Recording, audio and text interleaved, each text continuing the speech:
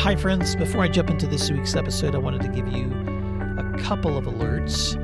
First of all, this week's episode with Jen Schwanke was recorded with my wrong mic hooked up. So you're going to hear a huge change whenever I jump into this week's episode because I have a mic that plugs directly into my system, and instead I was using my Zoom mic that went directly through my laptop. So the quality is just not the same as it normally is, and I hope you don't mind. But the value, I believe, is just extraordinary because you know that Jen Schwanke brings value, and we're going to be talking about how district leadership can support the work of principals. And speaking of district leadership, the second thing I wanted to tell you, in a couple of weeks, you're going to get to hear a conversation that I have with a good friend in Texas whose name is Carrie Lanias. And Carrie is a director who works with aspiring and present leaders at the Pecos district, where I've been doing some professional development with their aspiring and assistant principal teams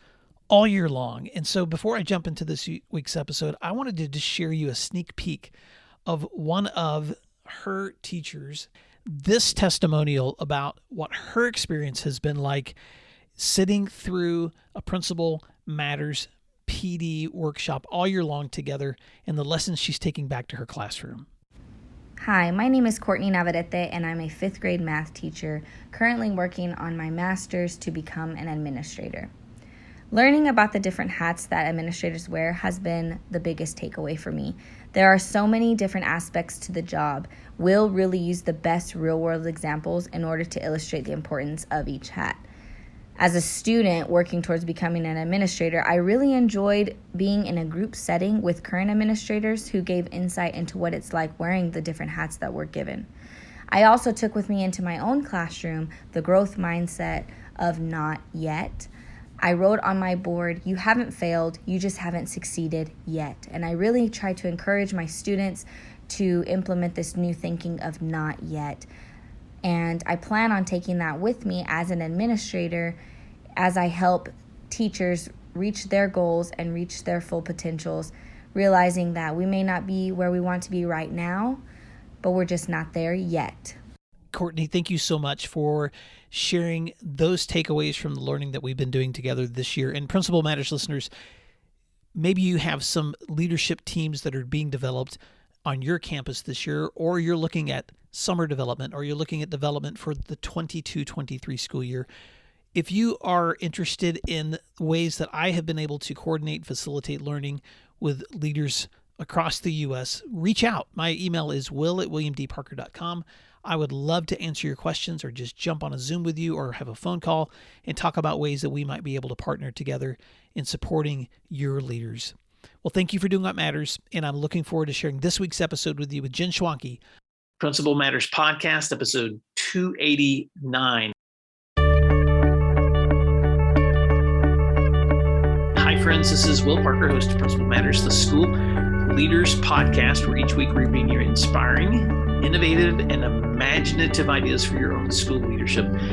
This week, we're talking about supporting school communities district-wide with my guest and welcome back co-host, Jen Schwanke. Jen Schwanke is the Assistant Superintendent for Dublin City Schools and previous principal, the author of 2 great books on principal leadership.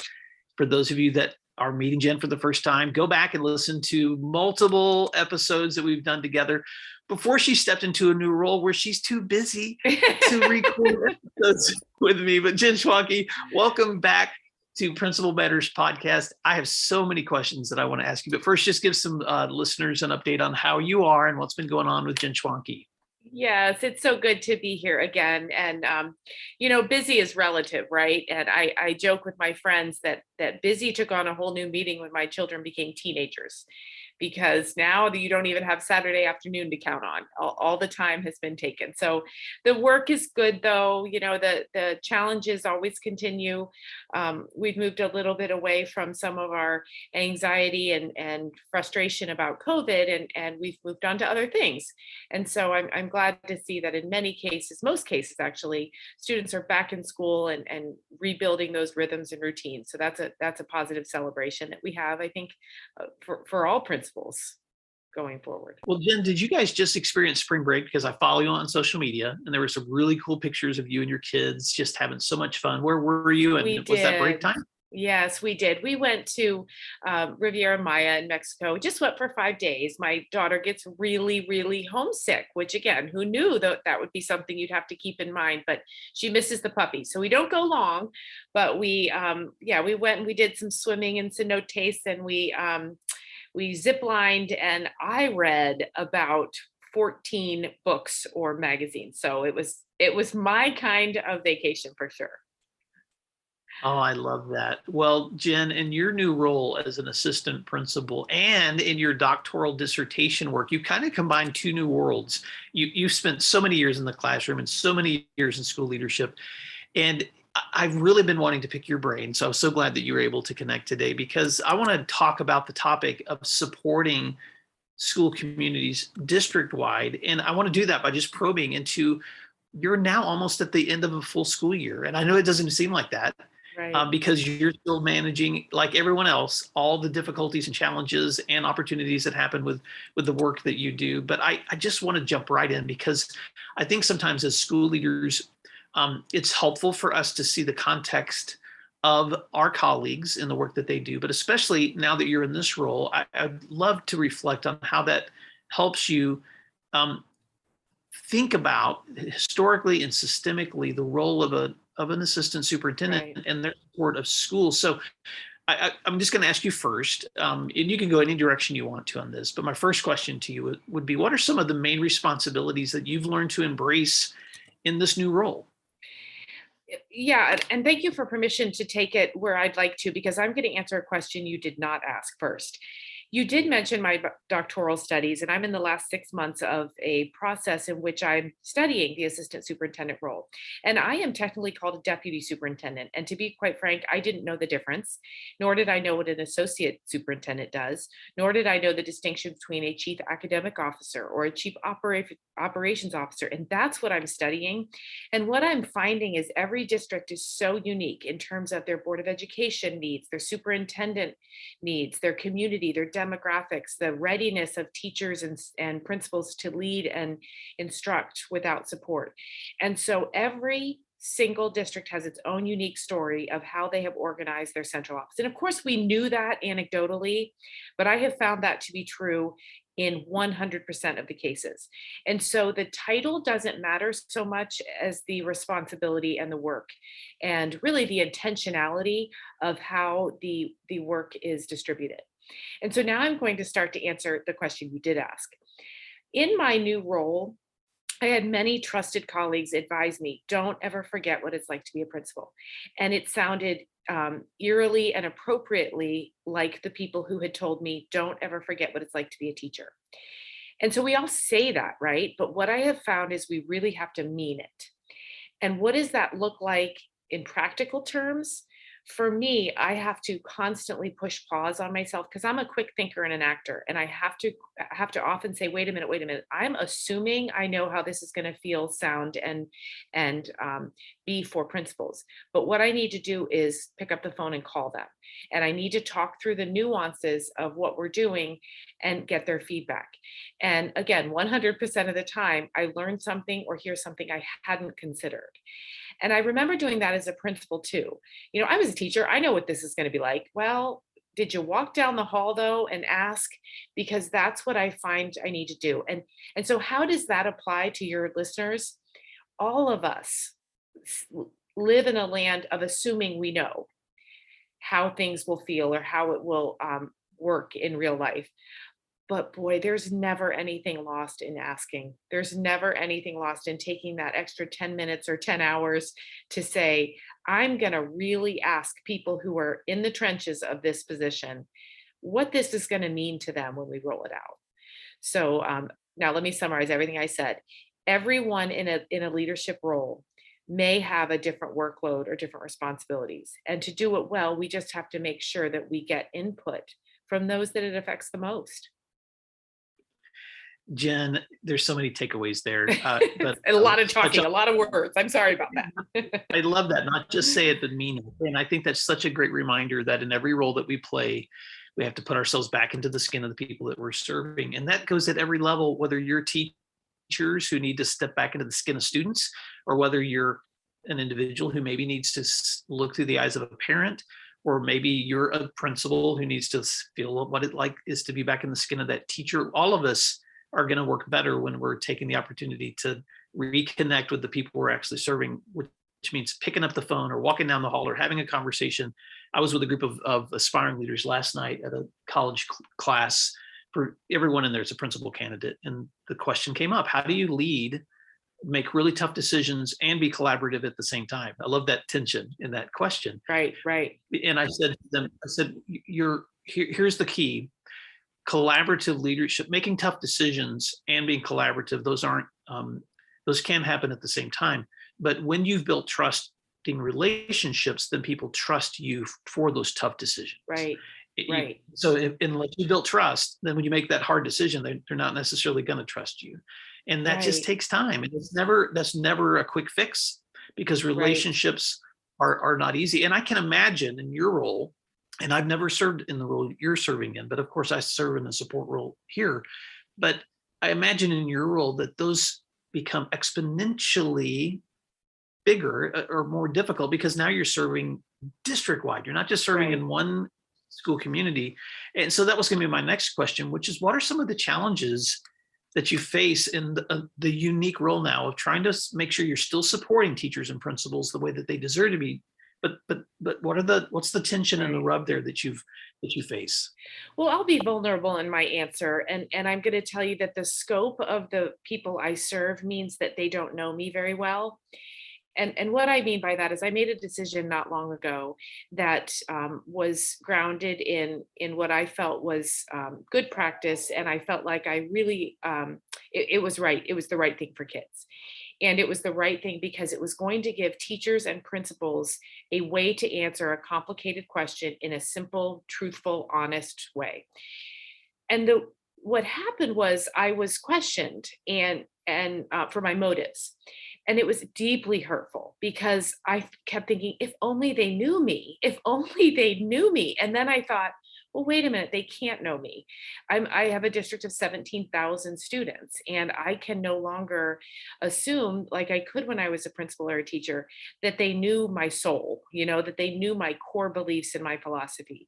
And I had to reconcile that with the fact that they just can't know me, not on this scale.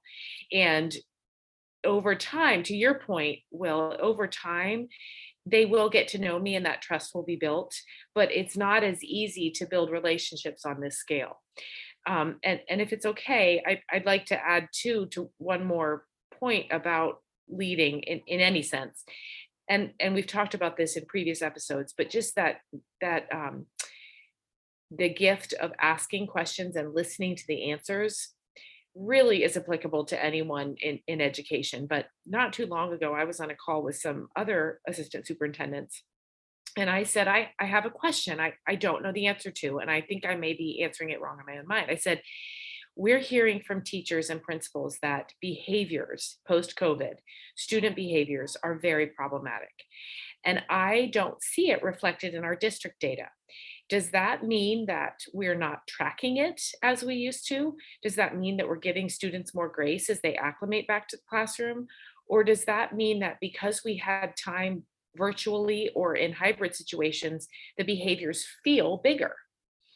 And every single person answered with compelling and heartfelt stories that student behaviors are a problem in ways they weren't before. So listening to them, I was able to reframe my own assumptions and move away from that idea that, oh, maybe we're just being dramatic, into, okay, we have to solve this because this is a national challenge we're facing. And this is why teachers are crying out and saying, I don't feel heard. I don't feel supported. I need tools. And so we can't live alone in this, because if we say, you know what, we'll be fine, we're not listening. And I do think this is a national problem and maybe international. And we have to change how we solve behavior problems. Oh, Jen, that's a whole nother topic I would love to go into Right. in these conversations as well. So I've got to reflect on that. First of all, thanks for being vulnerable in your reflection on even the dynamics of building relationships within your districts. But I love that idea of getting perspective and really listening to what our teachers and principals are saying about what's happening with students. I was on the phone call this week with an assistant principal at a middle school, and she said, "Well, it's spring, I've been dealing all day with seventh graders." And she said, "I had to finally remind my teachers, guys, think about this. Our current seventh graders haven't had a normal school year since fourth grade." So Right. there's so many dynamics involved in the process of a stable school year that they've never experienced, and the maturity and the growth that happens within all those things too. And so she's just trying to hold on to perspective, that this Right. does seem overwhelming, and it is overwhelming. But we've got to get a long-term perspective here too. I don't know why, but you reminded me of a quote I heard from a friend this week by John Maxwell that says that a pessimist complains about the wind, that an optimist expects it will change, but that a leader adjusts his sails. Yeah. And I thought that's so wise. And when you were Exactly. telling me that story, I was thinking about like how do we adjust our sails now as we move forward? Because this is the dynamic that even though it feels like things are getting back to normal in April, that when we're recording this, you and I both know that this may not be back to normal, or whatever Right. normal is may not ever look like it did before post COVID. But in the process, we're not going to solve it unless we're listening. We're not going to solve it unless we're really um, staying united together. And I'll say one more thing too. Any district leaders that are out there that have and I know you guys have probably done this, but I'm talking to some who have and some who haven't, but if you have the capacity to pay your people bonuses for the hard work that they've done in these Right. last couple of years, then do it, because there has to also be a tangible reward with, I know it's been hard to cover classes all year long. I know it's been hard to have so much disruption, and we value you Right. because we've got to communicate to our people how much we value them too. Right. I'm going to give a trick that I have been toying with the last few weeks. I'm reading a book, and it's actually a memoir of a woman. Fascinating. It's called Lady Parts, if anybody's looking for a fun audiobook. She talks about teaching herself to say yes and the reason this is different for me is sometimes I catch myself saying yes but. So, okay, classroom behaviors are worse than they've ever been. Well, yes, but remember they haven't had a regular school year. Or yes, but it could be worse. I've started to try to say yes, and we might need to think about how to handle this differently. Or yes, and the way I think teachers are feeling about this is dot dot dot. Somebody I heard a quote along the way that anything before the but in a sentence doesn't matter, that the when someone says, "Yes, I hear you, but," then you might as well lop off the first half of that sentence because the but starts it all over, right? And so I've started to say yes, and I can still provide a counterpoint after my and, but I haven't said but because that means that I am arguing, right? Or I am trying to make it about something else. So it's just a fun little game to play with yourself. Say yes and, because it will align you with the person you're talking to and prove that you're listening, and you might come with something else to add to their conversation. Jen, that's so good. Thank you for that. I want to ask you a follow-up question, and this has to do with your research because Mhm. you're so busy, but in a good way. You're running as a school leader. You're so active with your family, but you've also been earning your doctoral degree, and you did a really wise thing, which was, I'm going to connect this dissertation with the work I do. Right. And so I've been really curious, since it's been a long time since you and I have visited about your dissertation, to just ask you how it's going, and what is your own research showing you about the historic and systemic work of central office roles in their support of schools and school leaders. Right. Right. And I think a lot of people listening to this, if someone's listening to this, they are a reflective and forward thinking leader. And many people do reach out to me and said, "Hey, tell me about getting the doctorate." And I'm not quite ready to reflect fully because I'm not done yet. But what I would tell you is the learning that comes with a forced personal professional development journey is really invaluable. And what I was able to do working with my university and my advisor is really do a deep dive historical study into the history of school leadership and school administration. I'm talking history as in 1640, okay, and how public education began and the commitment to a educated democratic society and the commitment from the colonists of this country to not have executive leadership, but to have boards of education, councils they were called, who would lead our boards. And then over time, okay, we have money problems and we have building problems. We need somebody in charge. Okay, let's hire a superintendent. And then over time, yeah, let's get a principal in every building. And then over time, hey, let's have an organizational structure that our community can see transparently how decisions are made. And so that evolution combined with challenges that our country faced, whether it was World War I, the Depression, World War II, the Civil Rights movement, the Supreme Court beginning to weigh in on public education decisions, student rights, Brown versus Board of Education, all of those historical events that many of us see through the eyes of the textbooks we read when we were in high school, they had, massive impacts on what we do today in 2022. And so, my urging to anyone is really, if you have time, look into how we got where we got today. And in terms of school leadership, one thing that has changed very little is the principal. They used to be called the principal teacher. That's how we got that phrase, by the way. The principal teacher was the teacher in charge. And whether that was a one-room schoolhouse or a multi-room schoolhouse, though, that principal teacher was the one who ultimately made decisions about how students learn.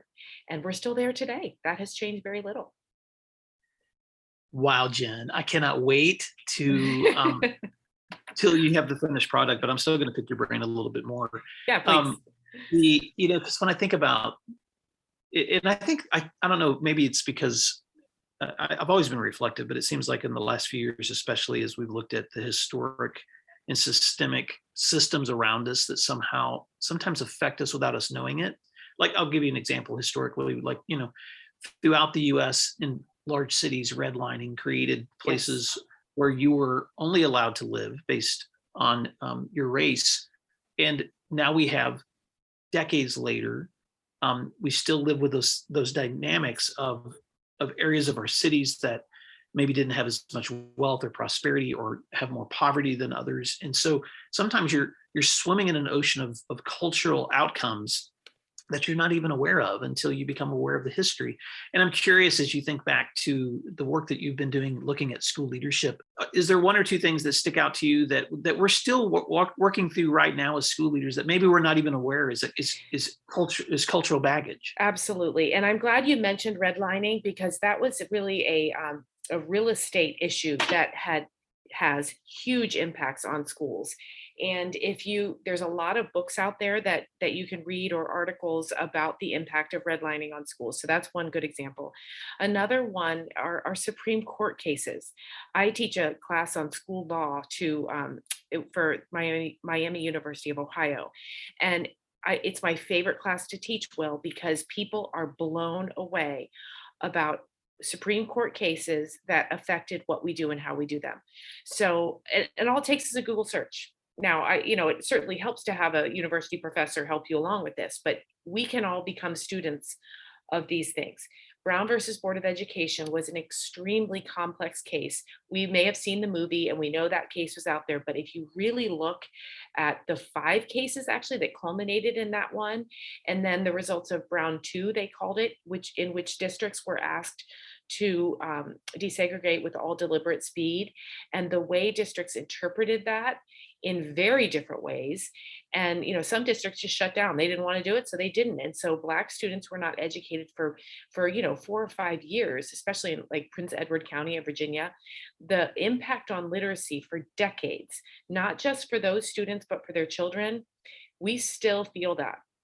Another example were some Supreme Court cases in which students were given rights. They were given rights to due process, or to a hearing, or to silently protest. The Tinker case, if you just type in Tinker, Supreme Court, Students have a right to do that. And before the Supreme Court weighed in on that, school leaders had a lot more autonomy. And I don't say that as a good thing.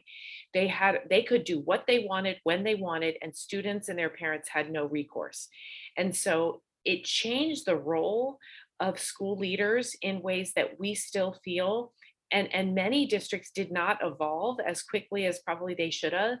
And so some districts still do search and seizures that they should not do.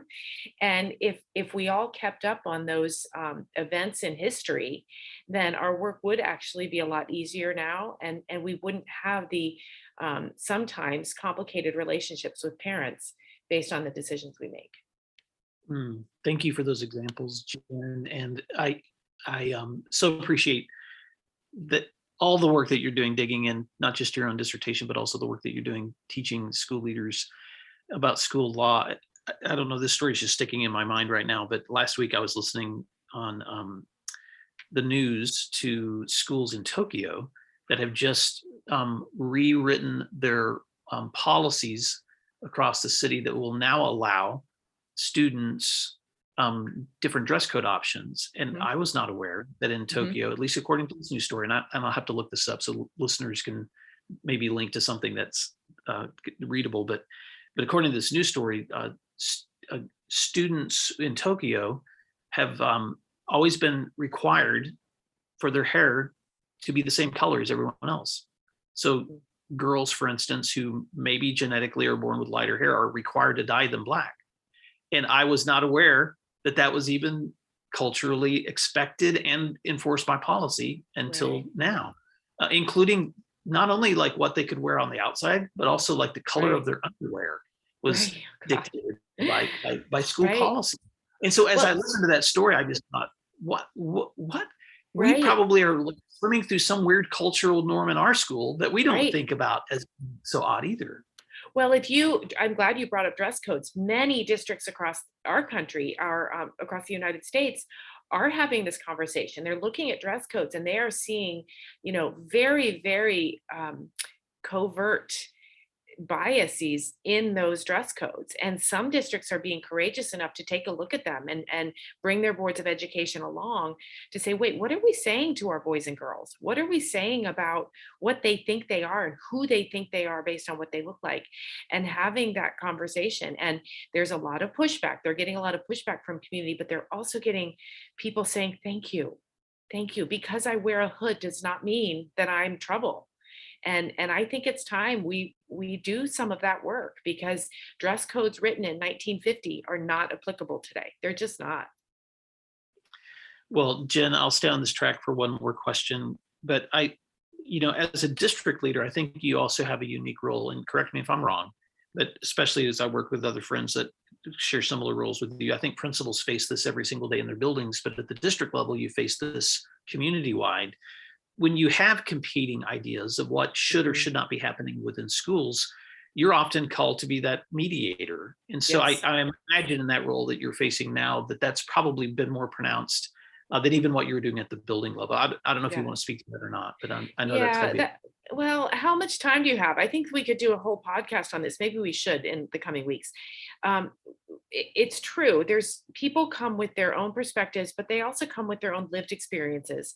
And we all carry the perspectives of our parents, who, whether they're still with us or not, there's, generations of input and programming that guide our perspectives. And we are in a place of division in our country, and these perspectives sometimes collide.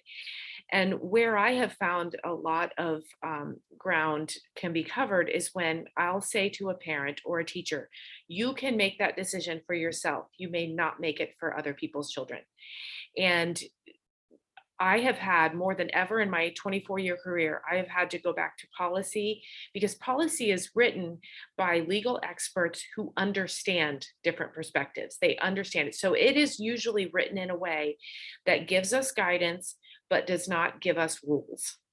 And so I think we can use both policy and an understanding of our scope of decision making. And by our, I mean parents, teachers, leaders. We cannot use our own perspective and point of view to make decisions about other people's perspective and point of view. That's so wise. Well, Jen, I want to wrap up this conversation about the role of district-wide support by just bringing it full circle back to principals for just a moment. Because I know right now we have listeners who have positive relationships with the people who support them from their district level. And I know we have principals who have negative relationships with the people that support them from those district levels. And so often I do hear a tension when I'm talking to leaders that they sometimes feel like their central office supporters.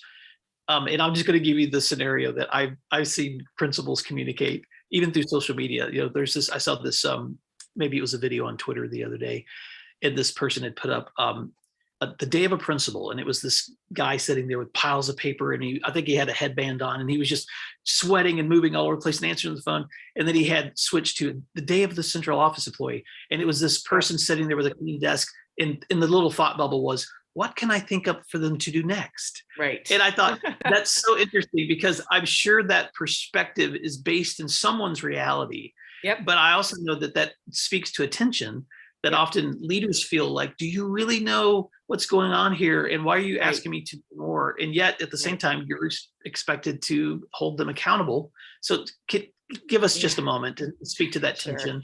Well, I think that tension's very real. I have felt it before. As a principal, I thought, oh my gosh, must be nice. I haven't, I haven't had a lunch or chewed my food in 15 years, but must be nice to be able to sit down and have some time. And I will tell you, I don't know if this is accurate. I'm telling you about my experience. I think we are who we are wherever we go. So I have always had a clean desk. I did as a teacher. I did as a principal. I do now. I always think quickly, work quickly, act quickly. I never have lunch. That's just who I am. And so I think sometimes we make assumptions about a role based on our interaction with a person. So that would be my first caution there. And so speaking personally, my life has not slowed down a bit. I don't think I sit around with a speech bubble above my head thinking, let's think of work to do. I like to think of myself as someone who takes work away. But of course I would, right? Of course I'm going to say that. And your listeners are probably rolling their eyes. But it brings me back to that saying that we all should live by, is don't judge until you've walked in their shoes. We're all doing the best we can with every minute that's been allotted to us, with every gift of every day. And hopefully we can all sleep well at night knowing that we spent the day with our feet on the ground doing really good work for the next generation of people who are going to lead us. That's fantastic. Well, Jen, as we wrap up this conversation, I just want to, first of all, thank you for taking time to reconnect and let listeners catch up with what's going on with you. Principal Matters listeners, if you're familiar with Jen Schwanke, you already know that her resources are available. She's an ASCD author. You can find her at her website at jenschwanke.com. She does amazing PD with teachers and principals and leaders. And so I cannot recommend Jen enough for the great work that she does. But I also know that there may be some folks listening to Jen for the first time. And so please go back into the archives of the Principal Matters episodes, because dozens of conversations there that Jen and I have had over the years, and dozens more to come as Jen gets closer to wrapping up her dissertation. But Jen, as we wrap up this week, any closing thoughts for school leaders as we wrap up? Because I know this time of year especially, it's hard for everyone. Yes. So any closing thoughts as we wrap up this week? Well, I was just, feeling grateful for the words you just said about me. And it reminded me that right now maybe is the time to make sure we appreciate the people around us.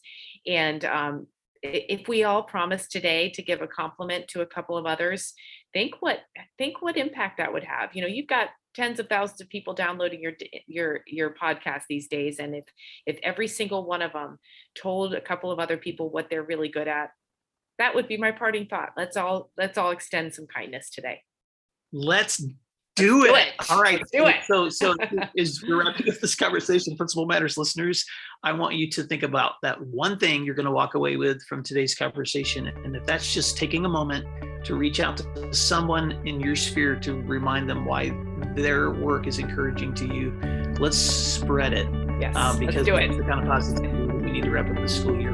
Well, Jen Schwanke, thank you so much for your time and your expertise and your heart. And Principal Matters listeners, thank you so much for what you do, because what you do matters. We'll talk to you again soon. You can find free resources like this one at my website at williamdparker.com.